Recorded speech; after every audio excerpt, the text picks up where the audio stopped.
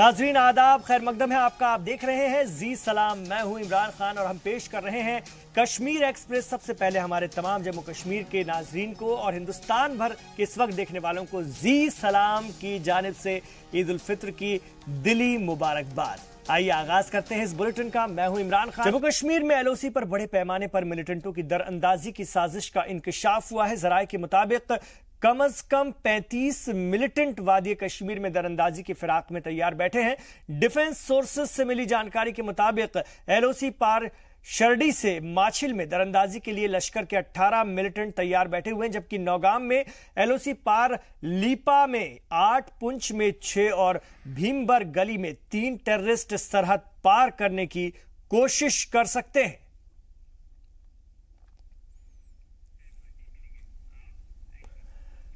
वहीं ईद के दिन भी पाकिस्तानी फौज अपनी नापाक हरकत से बाज नहीं आई और सरहदी इलाकों में सीज फायर की खिलाफ वर्जी करते हुए शेलिंग और गोलाबारी की गई। अरनिया सेक्टर में सुबह 4 बजे के करीब पाकिस्तानी रेंजर्स की जानिब से फायरिंग शुरू कर दी गई। जवाब में बीएसएफ के जवानों ने भी इस जारहियत का मुंह तोड़ जवाब दिया। नौशेरा में हिंदुस्तानी चौकियों को निशाना बनाकर बीएसएफ के जवानों ने भी इस जारहियत का मुंह तोड़ जवाब दिया। नौशेरा में हिंदुस्तानी चौकियों को निशाना बनाकर फायरिंग की गई। फायरिंग के दौरान हिंदुस्तानी फौज का एक जवान शहीद हो गया।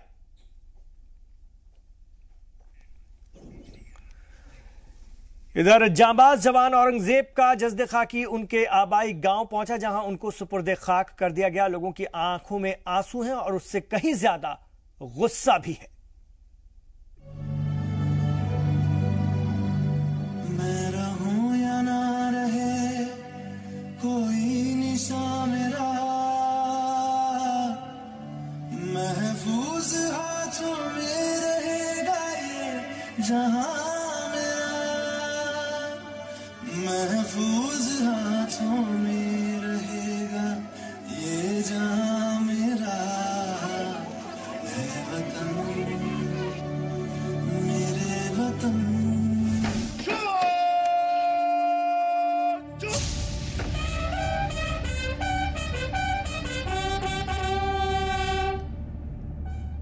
आज सारी दुनिया ईद मना रही है और जाबाज औरंगजेब के इलाके में मातम पसरा है।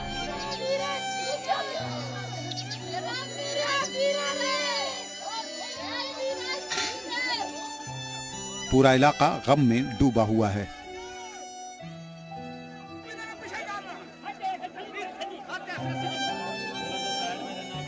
उनकी ईद की खुशी दहशतगर्दों ने छीन ली है। शहीद के वालिद और अहले खाना की आंखों से आंसू रुकने का नाम नहीं ले रहे, क्योंकि उनके कलेजे का टुकड़ा हमेशा के लिए दफन हो गया।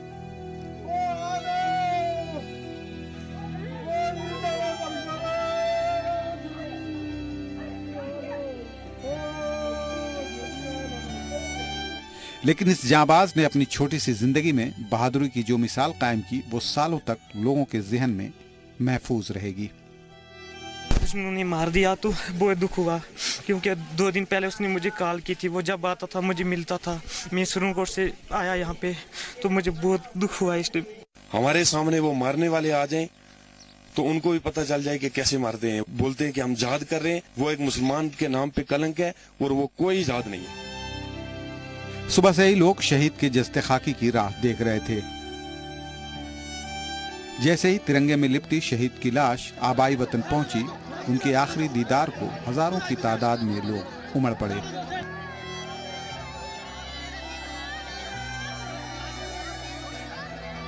उनके जनाजे को कंधा देने के लिए लोग बेताब थे। लोगों में गुस्सा है और दहशतगर्दों के खिलाफ नफरत भी, जो उनकी बातों से साफ झलकता है।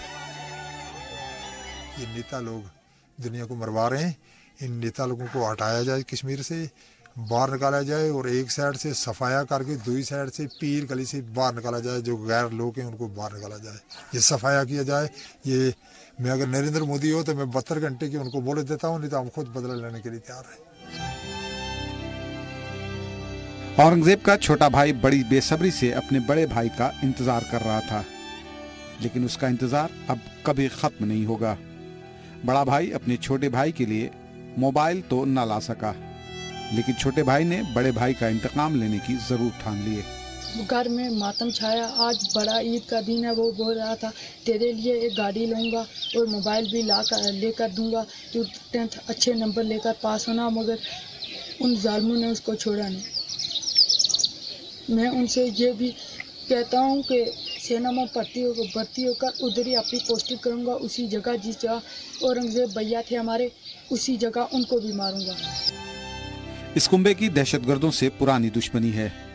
साल 2004 में शहीद जवान औरंगजेब के चचा को भी दहशतगर्दों ने मार डाला था। औरंगजेब के 6 भाई हैं। एक भाई फौज में मुल्क की खिदमत कर रहा है और बाकी 4 पढ़ रहे हैं। मैं औरंगजेब का बड़ा ब्रदर हूँ, तो मैं भी आर्मी में हूँ, सेना में हूँ, और उसने तो अपनी जान कुर्बान कर दी देश के लिए, और जो कसम खाई थी तो उसने वो पूरी कर दी। और उसके पीछे हम भी तो चलो हैं, जो हमने कसम खाई हुई है, तो इंशाअल्लाह हम भी अपनी जो काम के लिए उतरे हैं तो पूरा करेंगे, उसका बदला हम लेके रहेंगे। प्राइम मिनिस्टर से तो यही गुजारिश है कि उनको जवाब, मिलिटेंटों को और पाकिस्तान को ऐसा जवाब दिया जाए कि आने वाले नस्लें भी याद करें कि हमारे को जो इंडिया का प्राइम मिनिस्टर था तो उसने हमारे को जवाब दिया है जाते जाते, कि कैसा जवाब हिंदुस्तान देती है पाकिस्तान को और मिलिटेंटों को।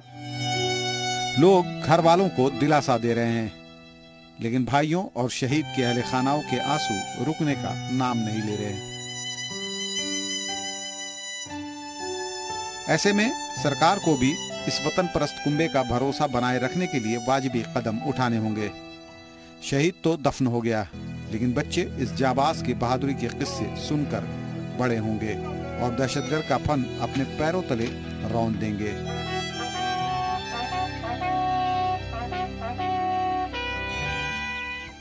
ब्यूरो रिपोर्ट, जी मीडिया।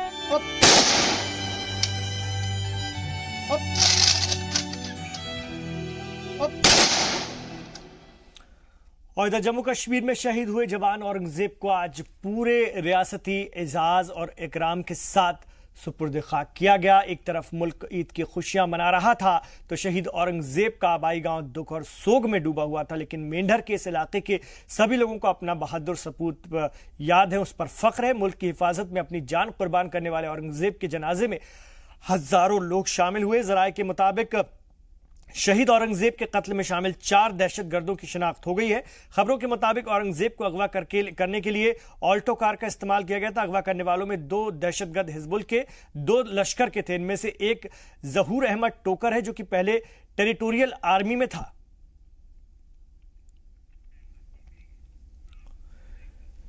तो शहीद औरंगजेब की मौत से कब्ल का एक वीडियो जारी हुआ है। वीडियो देखकर अंदाजा होता है कि जालिम दहशतगर्दों ने किस बेदर्दी से राष्ट्रीय राइफल के जवान को जुल्म और सितम का शिकार बनाया। दहशतगर्दों ने उन्हें एक पेड़ से बांध रखा था। वीडियो में दहशतगर्द और औरंगजेब के माबैन हुई बातचीत भी रिकॉर्ड है। औरंगजेब का लहजा बताता है कि उन्हें किसी तरह का कोई खौफ नहीं था। एक बहादुर सिपाही की तरह वो दहशतगर्दों के हर सवाल का जवाब बेखौफ होकर दे रहे थे। सख्त अजियत झेलने के बावजूद औरंगजेब और का जो हौसला था और हिम्मत थी वो बनी रही और उन्होंने झुकना गवारा नहीं किया। तो ये वो आखिरी वीडियो है जो ये दहशतगर्दों की तरफ से ही बनाया गया है और इसे उन्होंने ही जारी किया है। ये वीडियो मिला है और जिसमें बहादुरी के साथ बेखौफ होकर उनके सवालों का जवाब दे रहा है, उन जालिमों के सवालों का जवाब दे रहा है बहादुर औरंगजेब। तो आपको भी सुनवाते हैं दुश्मनों के बीच फंसे औरंगजेब ने किस तरह बहादुरी से दहशतगर्दों के एक एक सवाल का जवाब बेखौफ होकर दिया। क्या नाम है तेरा? मेरा औरंगजेब। बाप का नाम क्या है? बाप का मोहम्मद हनीफ। किधर रहते हो? पुंछ रहता हूँ, डिस्ट्रिक्ट पुंछ, ट्रैफिक में। ड्यूटी किधर है? ड्यूटी शादी मार्ग पुलवामा, शादी मार्ग कैंप। किसके साथ? शुक्ला के साथ घूमते तू? हाँ, मैं रोहित शुक्ला के साथ। क्या ड्यूटी दे रहे? मैं बस सिपाही, एक राइफलमैन जो पोस्ट पर ड्यूटी देता है। और शुक्ला का गार्ड भी तो हुई है? हाँ। उसके साथ सेवा में तो ही जाते हैं ना? जी हाँ, 4। अच्छा जी। मोहम्मद भाई के इनकाउंटर में तो हुई था? वसीम, मोहम्मद वसीम तला। हाँ, उसमें मैं था। इन्फॉर्मेशन किससे? इन्फॉर्मेशन पे। अच्छा, तो तला लोगों का एनकाउंटर तूने किया? जी। तो उनकी जो है लाश को तूने बिगाड़ा था जिसम को? नहीं। हाँ नहीं। किसने किया था? मेरे हाथ में लग गई थी तो मैं चला गया। क्या लगी थी? मेरे हाथ में टूट गया था जूठा। उनकी लाश की बेरहमती किसने की है? वो तो फायर से हुआ। हाँ? फायर से हुआ। उनके मुंह पे फायर तो नहीं लगे? तीनों की बेरहमती की है। इधर शहीद सीनियर सहाफी शुजात बुखारी के कत्ल में मुलव्विस एक और कातिल का चेहरा सामने आया है। राइजिंग कश्मीर के एडिटर बुखारी की लाश के पास खड़े शख्स को पुलिस चौथा मुजरिम मान रही है।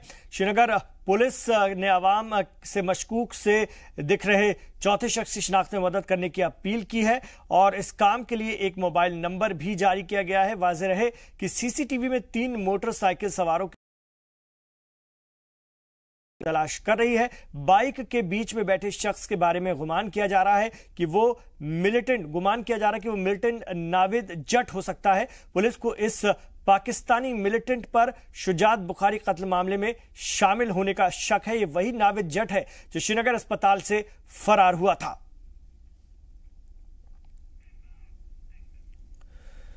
वहीं रियासत की वजीर आला महबूबा मुफ्ती ने शुजात बुखारी के घर जाकर उनके अहले खाना से मुलाकात की और उनका दर्द बांटा। उन्होंने कहा कि गम के इस वक्त में पूरी कौम उनके साथ है।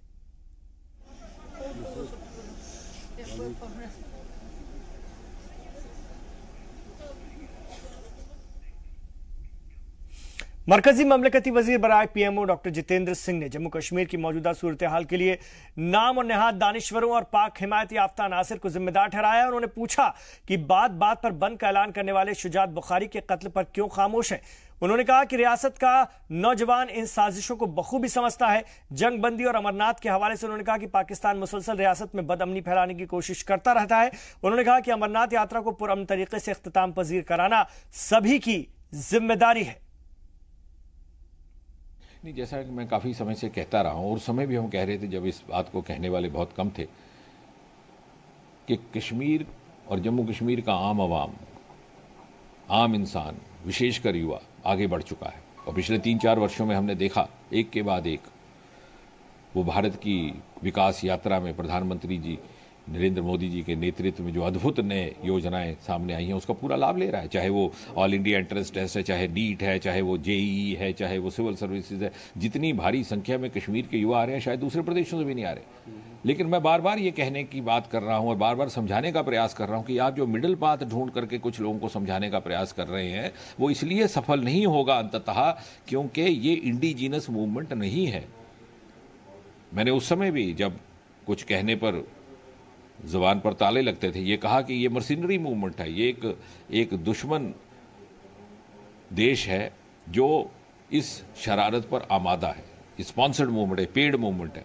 वो कभी भी, अब जब तक आप उसको सीमा से पार आने वाली शरारत और वहाँ से एक्सपोर्टेड टेररिज्म या स्पॉन्सरशिप को नहीं रोकेंगे तब तक आप अपने अवाम के साथ रीजनिंग करेंगे तो उसका 100% लाभ नहीं होने वाला, क्योंकि अपने अवाम आपके साथ पहले से ही जुड़ चुके हैं। यदि वो बाहर खुल करके नहीं आ रहे तो इसी खौफ की वजह से नहीं आ रहे जो खौफ आज शुजात के कत्ल के बाद देखने को मिल रहा है।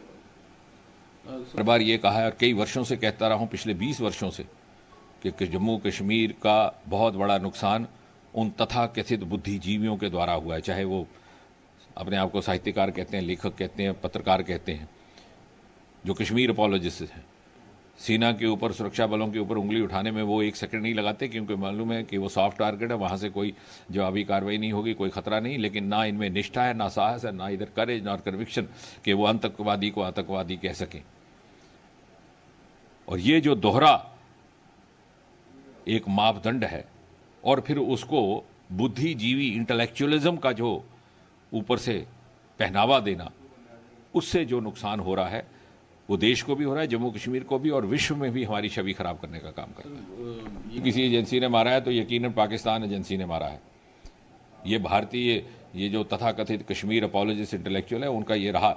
ये जब से ये कत्ल होने का ये क्रम शुरू हुआ 1990 में, जब पहले पत्रकार का कत्ल हुआ था लासा कौल, आकाशवाणी में काम करते, तब से ये कहा जा रहा है।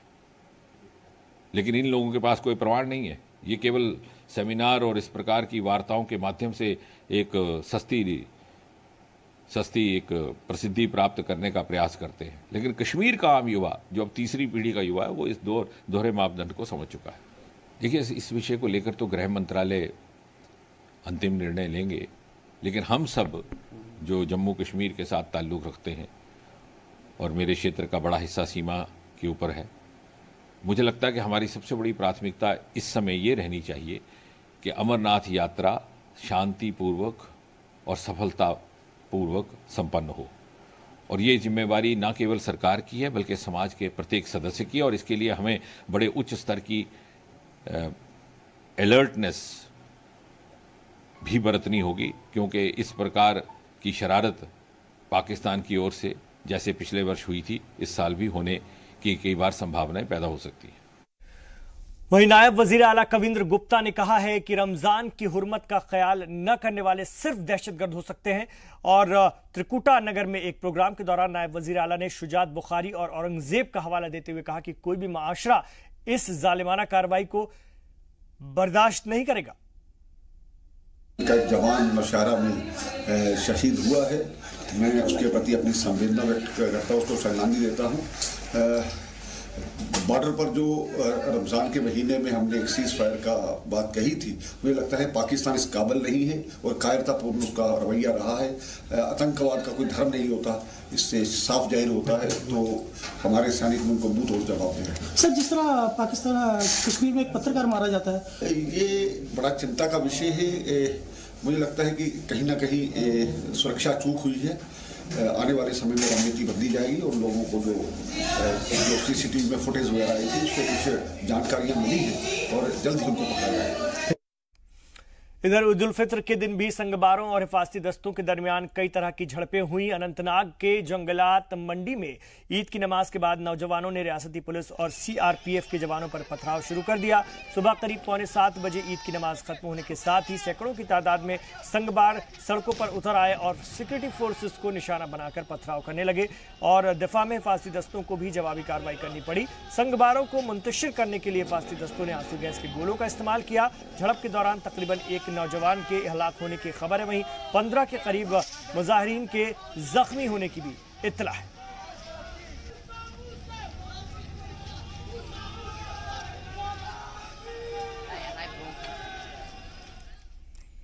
उधर श्रीनगर में भी ईद की नमाज के बाद नौजवानों और सिक्योरिटी फोर्सेस के दरमियान झड़प हो गई। मुख्तलिफ इलाकों में शरपसंदों ने हिफाजती दस्तों पर पथराव किया। इनमें से कुछ हाथों में आईएसआईएस के झंडे भी लहराए जा रहे थे। सिक्योरिटी फोर्सेस के जवानों ने इंतहाई सब्र और जब्त का मुजाहरा किया। खासतौर से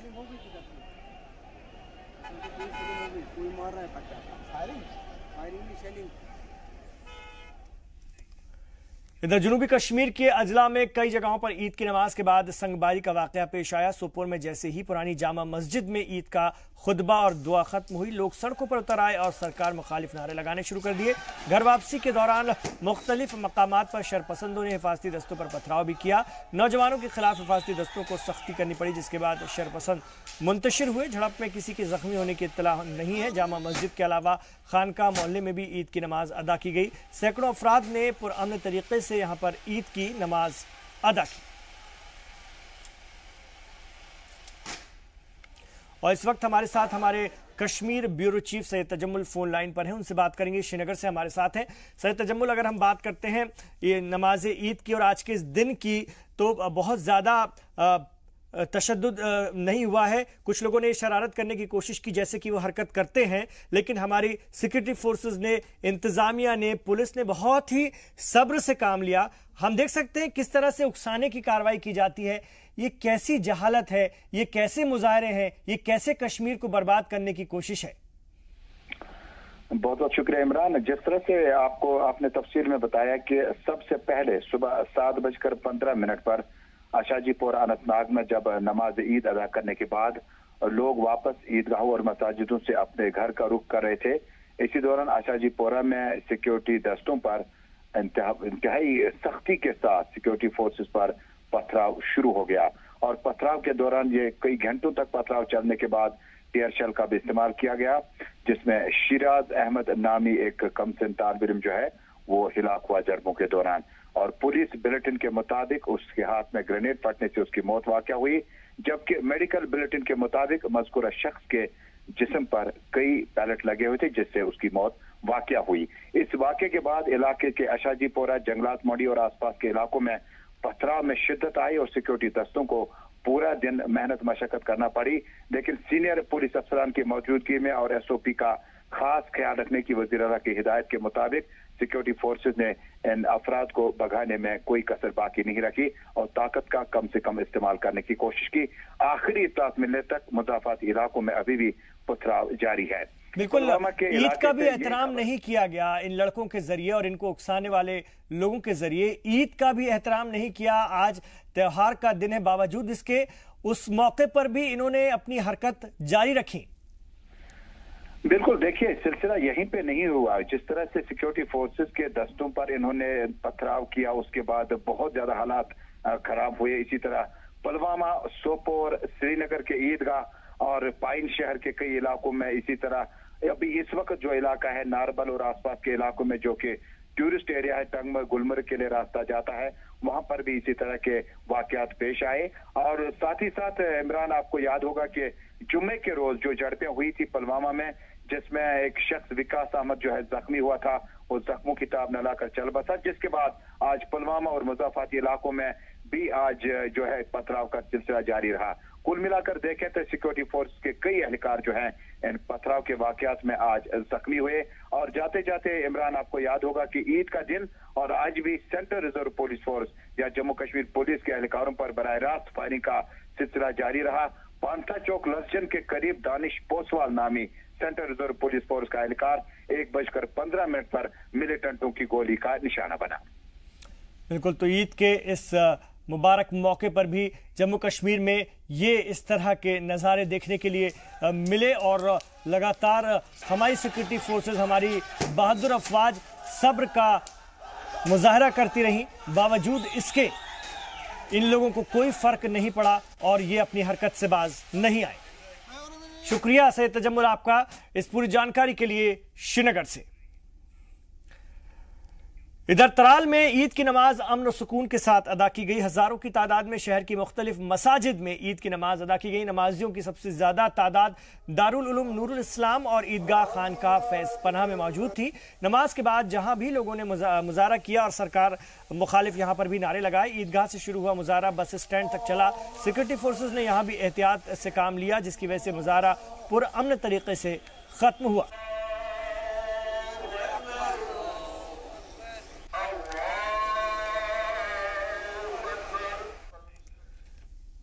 तो सरहद पार से जारी फायरिंग और दहशतगर्दाना हमलों के बीच सवाल उठ रहा है कि रमजान के बाद क्या सिक्योरिटी फोर्सेस को दहशतगर्दों के खिलाफ ऑपरेशन करने की पूरी छूट होगी।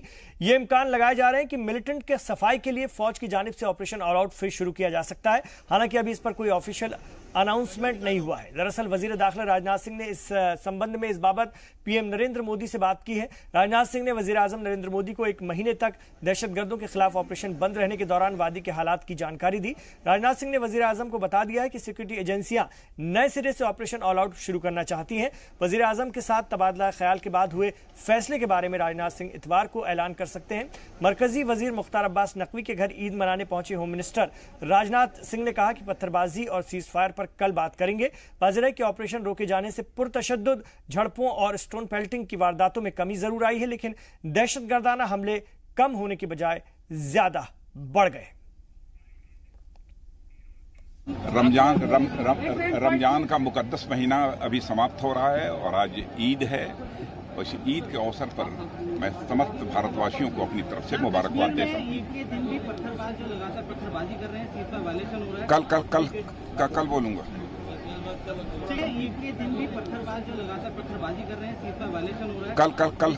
कल बोलूंगा। कल बोलूंगा। तो कल इस बारे में वजीर दाखिला राजनाथ सिंह अपनी बात रखेंगे कि आगे क्या कुछ फैसला लिया गया है हुकूमत के जरिए जम्मू कश्मीर में। एक छोटा सा वक्फा हम यहां पर लेंगे, लौट रहे हैं, आप देखते रहिए कश्मीर एक्सप्रेस।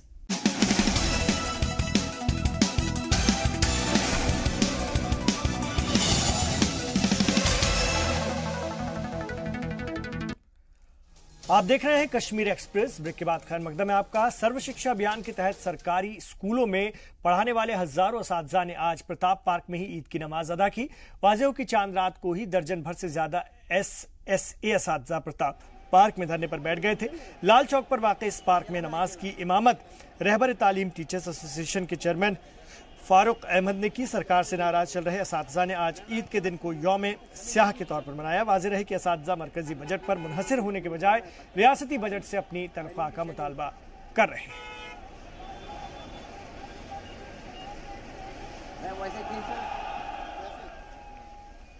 और इधर कश्मीर पर UN के ह्यूमन राइट्स को लेकर जारी रिपोर्ट को भारत ने खारिज कर दिया। भारत ने इस रिपोर्ट को फैक्चुअल तौर पर गलत बताया है। भारत की तरफ से कहा गया है कि इस रिपोर्ट में जो जानकारियां दी गई हैं वो बेबुनियाद है। इस रिपोर्ट में दहशतगर्दों को लीडर बताया गया है। जी सलाम के पास RTI की वो कॉपी मौजूद है जिसमें UN की रिपोर्ट झूठी साबित हो रही है। RTI के इस कॉपी से पता चलता है कि UN कश्मीर की जमीनी हकीकत से कोसों दूर है। दरअसल जम्मू के RTI एक्टिविस्ट रोहित चौधरी ने वजारत दाखिला से कुछ सवाल पूछे थे। इसके जवाब में होम मिनिस्ट्री से जो जवाब दिया गया वो UN के दावों की पोल खोलने वाला था। इस जवाब से खुलासा हो गया है कि गुज़िश्ता 10 सालों से पत्थरबाजों की वजह से तकरीबन 11,000 शहरी जख्मी हुए हैं। RTI के जवाब में यह भी कहा गया है कि पत्थरबाजी की वजह से तकरीबन 20,000 फौज के जवान जख्मी हुए हैं। अब आप ही सोचिए कि UN की रिपोर्ट कितनी सही है। रोहित चौधरी क्या पूछा था और क्या जवाब क्या आया है?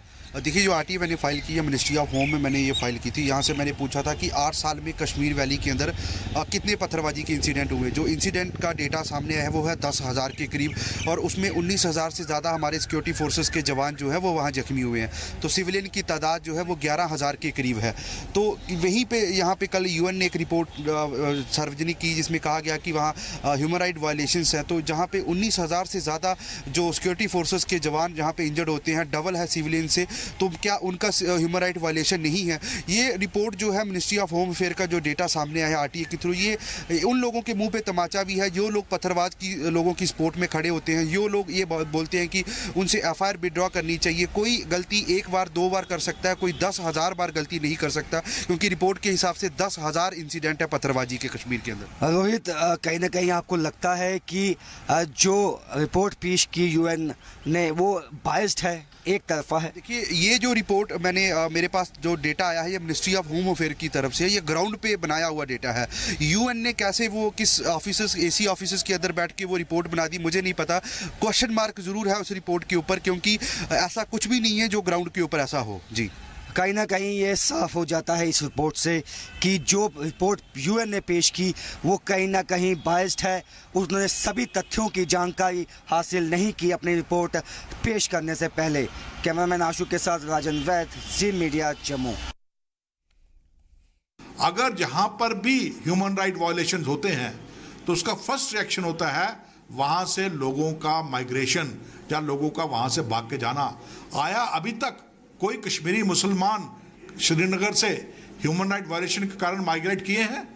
नहीं किए हैं। इसका मतलब कि यह सरासर झूठा आरोप जो है वो भारतीय फौज के ऊपर लगाया जा रहा है। यह तो भारतीय फौज के क्रेडिट पे जाना चाहिए कि भारतीय फौज वहां पर ग्रेव प्रोवोकेशंस के बावजूद मिनिमम फोर्स का इस्तेमाल करती है।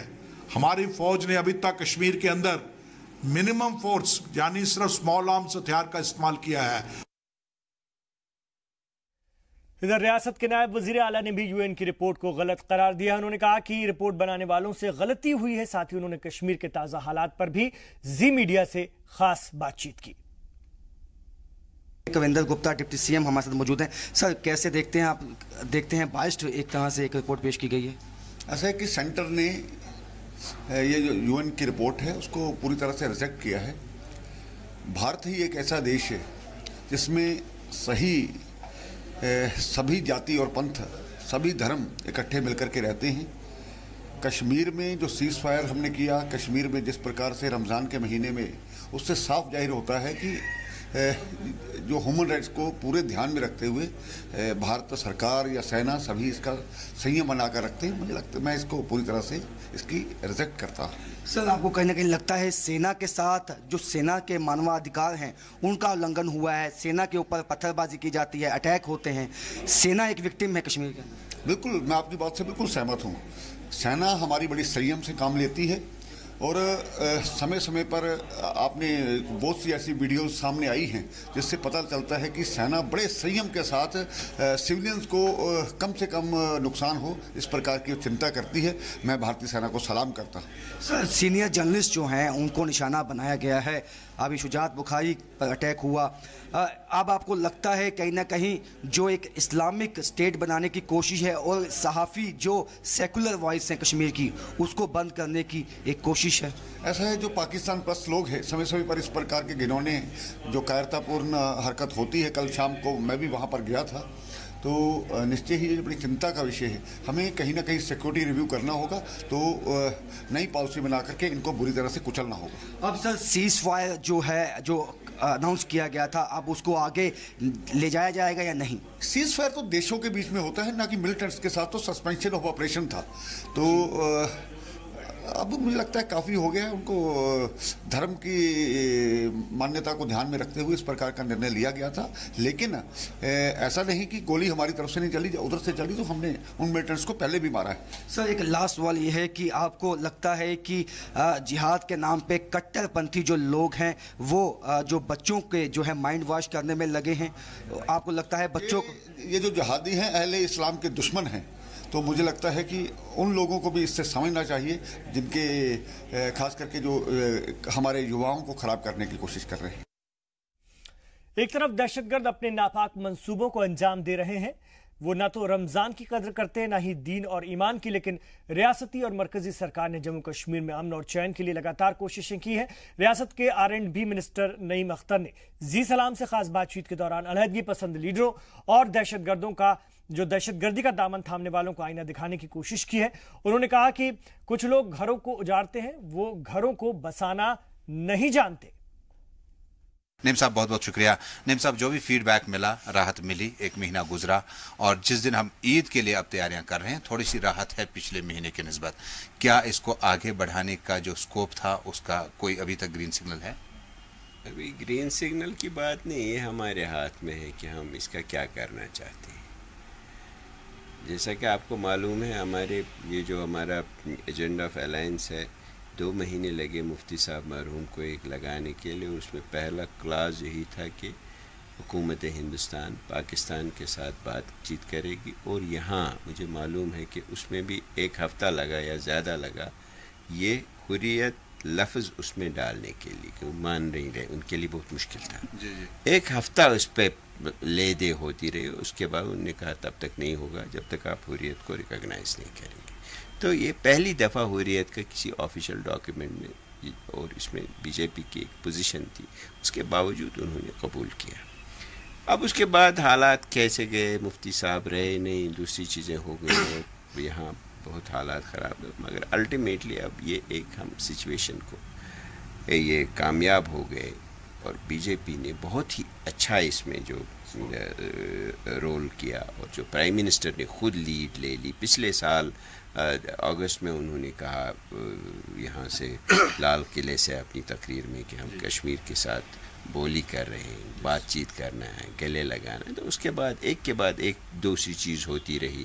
पहले उन्होंने एक इंटरलोक्यूटर को लगाया। पहली बार ये इंटरलोक्यूटर ऐसा लगा जिसको प्रेसिडेंट ऑफ इंडिया ने अपॉइंट किया, कैबिनेट सेक्रेटरी से ऊपर का दर्जा दिया उनको। ये नहीं कोई कश्मीर में आग लगी है तो भेजो जी 5 आदमियों को, वो आएंगे बात करेंगे, ऐसी नहीं। एक स्ट्रक्चर्ड डायलॉग का पहली दफ़ा एक गवर्नमेंट ऑफ इंडिया ने क्रिएट किया। ये बहुत अहम बात है। दूसरा, उसके बाद वो जो हमारे दूसरे बच्चे जो हैं इसमें इन्वॉल्व हैं, पत्थरबाजी में शौक़ करते हैं, चलो जी नहीं मकतब चला तो लगाओ मारो। मैं अभी जा रहा था वहाँ कहीं पुलवामा में, पता नहीं कहाँ से आ गए बच्चे, लगाए 2-4 पत्थर। तो ये एक, तो उसके बावजूद हमने उनको कहा कि आप इसको वापस ले लें, और उसमें जो शुरू हो गया एक, तो हमने उसका वो महबूबा जी ने 2016 में भी ऐलान किया था, लेकिन उसके फ़ौरन बाद फिर गड़बड़ हो गई तो नहीं हो सका, तो अब वो भी हो गया। इसके बाद अब बाज़ाबिता यहाँ पे एक चीफ मिनिस्टर ने एक ऑल पार्टी कॉन्फ्रेंस बुलाई, और उसमें कुछ बात हो गई तो उन्होंने कहा कि गवर्नमेंट ऑफ इंडिया को कि आपको कुछ करना चाहिए। जो बच्चे मर रहे हैं, घर तबाह हो रहे हैं, इस मौत के तांडव को बंद करने के लिए आप गवर्नमेंट ऑफ इंडिया अपनी तरफ से एक फायरबंदी का ऐलान करें। और हमें बहुत खुशियाँ मशकूर हैं उनके कि उन्होंने हमारी बात रखी, हमारी बात की लाज रखी और जम्मू कश्मीर से जो एक अमन की आवाज़ उठी उसकी कदर की उन्होंने। नहीं साहब, बात यहीं पे नहीं रुकी, बात सुनिए। अब इसमें यह है कि अभी कल आपने देखा शब कदर में क्या गदर कर दिया, क्या किया था उन बच्चों ने, क्या किया था उन लोगों ने कि आप गए और जन्नत कमाने का आपका यही एक तरीका है कि पुलिस वाले को मारेंगे आप और जन्नत में जाएंगे।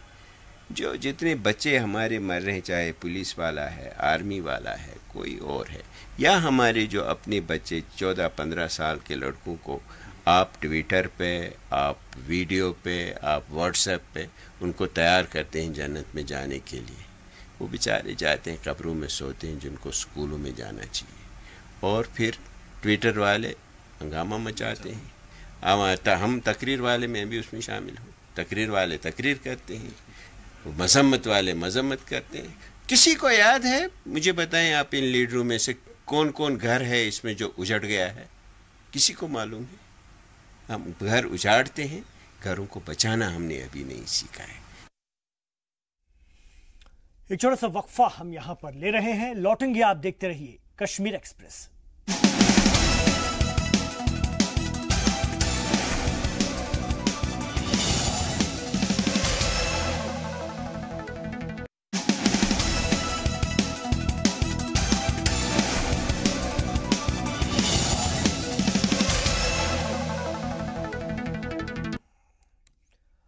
आप देख रहे हैं कश्मीर एक्सप्रेस। बांदीपुरा के शाहगुंड सोनवारी इलाके में तकरीबन 3 दर्जन लोग अचानक बीमार पड़ गए। खबरों के मुताबिक तड़के अचानक उन्हें पेट दर्द और वोमिटिंग की शिकायत होने लगी, जिन्हें आनन फानन में कम्युनिटी हेल्थ सेंटर ले जाया गया, जहां उनका इलाज चल रहा है। मरीजों में 3 लोग एक ही कुनबे से हैं।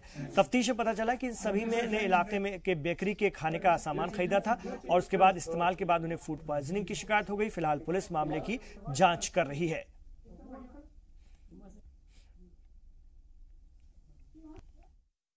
हमारे पास तकरीबन 12 पेशेंट्स आए जो हमने एडमिट किए। वो बहुत डिहाइड्रेटेड थे, उनमें से एक की हालत बहुत तशवीशनाक थी, तो लेकिन माशाल्लाह वो बच गई। हमने सपोर्ट ट्रीटमेंट दिया, वो बच गई। ये सारी फूड पर उन्होंने एक पेस्ट्री खाई थी, किसी दुकानदार से लाई थी। हमने वो पेस्ट्री भी मंगवाई थी हॉस्पिटल में। हमने उसको चेक किया, उसमें पूरा फंगस था और वो फाउल स्मेल था। कठुआ में मेगा क्रेडिट कम अवेयरनेस मेले का इनेकाद किया गया, जिसमें कि पीएमओ डॉक्टर जितेंद्र सिंह खास तौर पर मौजूद रहे। इस दौरान तमाम ओहदेदारों ने सरकार की जानिब से चलाई जा रही स्कीम्स की जानकारी दी गई। इसके अलावा अमरनाथ यात्रा को लेकर भी जितेंद्र सिंह ने लोगों से एहतियात बरतने की अपील की। उन्होंने कहा कि आम लोगों को भी इन हालात में अलर्ट रहना होगा। हम सबकी प्राथमिकता, चाहे हम पत्रकारिता में बाहर हैं, सरकार में नहीं है, ये कि सब अमरनाथ यात्रा सफलतापूर्वक शांतिपूर्वक संपन्न हो। लोग अधिक से अधिक संख्या में देश विदेश जो पहले आते थे वो उत्साहित महसूस करें, ऐसे नहीं कि वो घबरा के वापस चले जाए। और ये सरकार, ये जिम्मेवारी केवल सरकार तक सीमित नहीं होनी चाहिए। हम सबको इसमें सहयोग भी करना है, जैसे हम करते रहे हमेशा लंगर लगाने में, उनकी व्यवस्था में। लेकिन हमें सुरक्षा दृष्टि से भी सतर्कता बरतनी होगी सबको मिलकर के, ताकि कोई पाकिस्तान की ओर से या किसी और की ओर से इस प्रकार की शरारत ना हो कि इस यात्रा में खलल हो। मुझे लगता है 1 महीना हमारा पूरा ध्यान इसी पे केंद्रित होगा। और कुपवाड़ा के सोगाम इलाके में एक मेटाडोर गाड़ी के पलट जाने से एक शख्स की मौत हो गई। खबरों के मुताबिक ईद के मौके पर घूमने के लिए कुछ लोगों ने मिलकर इस गाड़ी को किराए पर बुक किया था। गाड़ी अचानक बैलेंस खोकर खेत में जाकर गिरी, जिससे कि एक शख्स गाड़ी के नीचे आ गया। आनन फानन में उसे अस्पताल ले जाया गया, जहां डॉक्टरों ने उसे मुर्दा करार दी। यह पता कि द्राय गर चरकस दोपक नो कुन चरकस गरी बिहत द्राय नमाज पढ़ मस्जिद मज तान दोपक एक्सीडेंट गो दौड़ने लगे तो तान पे दोपक सह गुजरिया गो दोपक शदीद जख्मी बह फिर वापस मे फिर यहाँ लग वापस वात गर तान आव फोन दोपक सह गुजरिया यह रट बस कत चीज।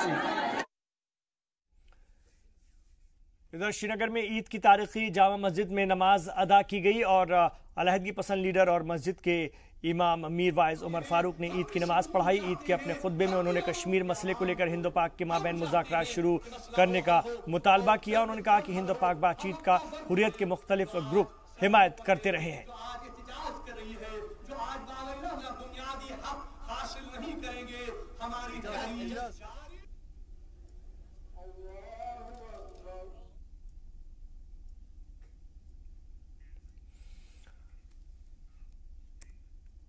वहीं वज़ीर आला महबूबा मुफ्ती ने भी श्रीनगर के सोनवार इलाके में ईद की नमाज अदा की। उन्होंने ईद के खास मौके पर मुल्क और रियासत में अमन चैन और तरक्की की दुआएं मांगी। नमाज अदा करने के बाद सीएम मुफ्ती ने कुछ लोगों से मुलाकात भी की और ईद की मुबारकबाद पेश की।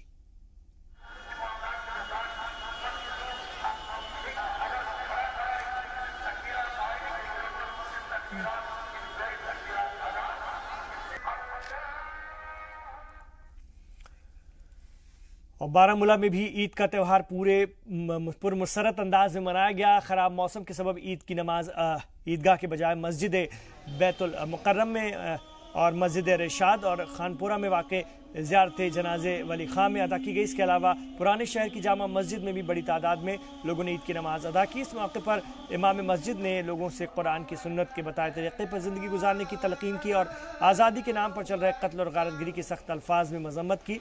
नमाज के बाद शहीद सहाफ़ी शुजात बुखारी को ख़ास तौर से उनके हक़ में दुआएं मग़फ़िरत के लिए खुसूसी दुआएं हुई। इसके अलावा रियासत की खुशहाली और तरक्की और सूबे और मुल्क में अमन व अमान के लिए दुआएं भी की गईं। दुआ के खात्मे के बाद लोगों ने गले मिलकर एक दूसरे को ईद की मुबारकबाद पेश की।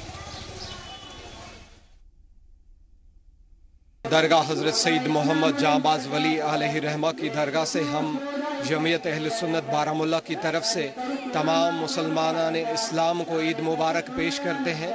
इस सिलसिले में सभी से गुजारिश है कि ईद बहुत सादगी से मनाएं। आप देख रहे हैं 2 दिन पहले जो वाक़या पेश आया सईद शुजात बुखारी साहब का, बहुत अजीम सानिया पेश आया वादी कश्मीर में, बिलखुसूस जो नॉर्थ कश्मीर है यहाँ के रहने वाले हैं वो। तो इस सिलसिले में गवर्नमेंट ऑफ J&K से यही गुजारिश है कि हाई लेवल इंटरनेशनल इंक्वायरी की जाए इस सिलसिले में, ताकि कातलों को सामने लाया जाए। यहाँ पर जो माह रमज़ान का महीना इख्तिताम पजीर हुआ, अल्लाह ताला की रहमतों से जो रौनकें थी उससे हम फैज़याब हुए। आज ईद नमाज हमने इधर हज़रत सैयद जांबाज वली रहमतुल्लाह अलैह के यहाँ मस्जिद शरीफ में पढ़ी और अल्लाह ताला से ये दुआ है कि अल्लाह ताला इस पूरे जम्मू कश्मीर में अमन कायम करे। ईद खुशियों का त्यौहार है, लेकिन चांद रात से कबल जिस तरह पहले सीनियर सहाफ़ी शुजात बुखारी और राष्ट्रीय राइफल के जवान औरंगजेब को शहीद किया गया, उसने सभी को दहला दिया। ईद की नमाज के बाद तकरीबन सभी मसाजिद में मरहूम शुजात बुखारी और औरंगजेब के हक़ में दुआएं मग़फ़िरत और लवाहिकीन को सब्र अता करने की दुआएं मांगी गई। हंदवाड़ा में नमाज के बाद लोगों ने पुरअमन जुलूस निकालकर हुकूमत की नाकामी पर अपने गम और गुस्से का इजहार किया। नमाजियों ने इसे दहशतगर्दों की बुज़दिली और वहशीपन करार दिया।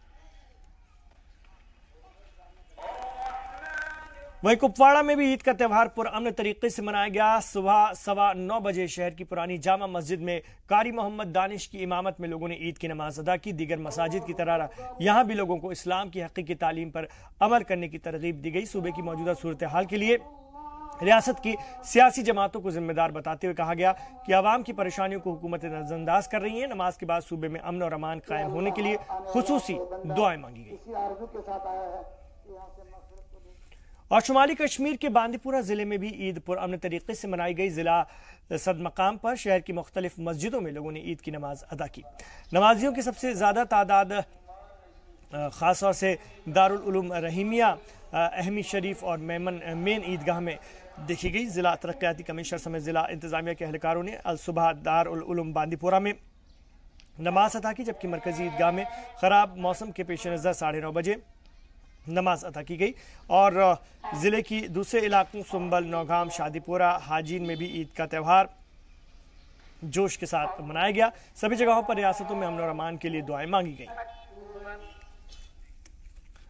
जबकि गांदरबल की अगर हम बात करते हैं तो वहां पर भी मकामी लोगों ने मरकजी ईदगाह में ईद की नमाज अदा की और नमाजियों की सहूलत के लिए शहर के मुख्तलिफ इलाकों में नमाज के मुख्तलिफ अवकात मुतय्यन किए गए थे। मरकजी ईदगाह में 9:30 बजे नमाज अदा की गई। वहीं बिहामा जामा मस्जिद में 9 बजे जमात खड़ी हुई। ज़िले के दूसरे इलाकों से भी ईद के ख़ास तौर से इस मौके पर बखैर और बेहतर मौके को बेहतर तरीके से मनाए जाने की खबर है। कंगन, गुंड, वकूरा, सलूरा, सफ़ापोरा में वाकई ईदगाहों में मुसलमानों ने ईद की नमाज अदा की। ईद उल फितर नमाज के अख्ताम पर अल्लाह की जानिब से दिया गया इनाम है, जिसके लिए खुसूसी एहतमाम किया जाता है। इसके मुख्तलिफ रंग भी हैं। बच्चे, जवान, बुजुर्ग, मर्द, ख़वातीन सभी नए लिबास ज़ेबतन करते हैं और एक दूसरे को मुबारकबाद पेश करते हैं। तो नाज़रीन, ये था कश्मीर एक्सप्रेस। आप तमाम नाजरीन को जी सलाम की जानिब से ईद उल फित्र की दिली मुबारकबाद।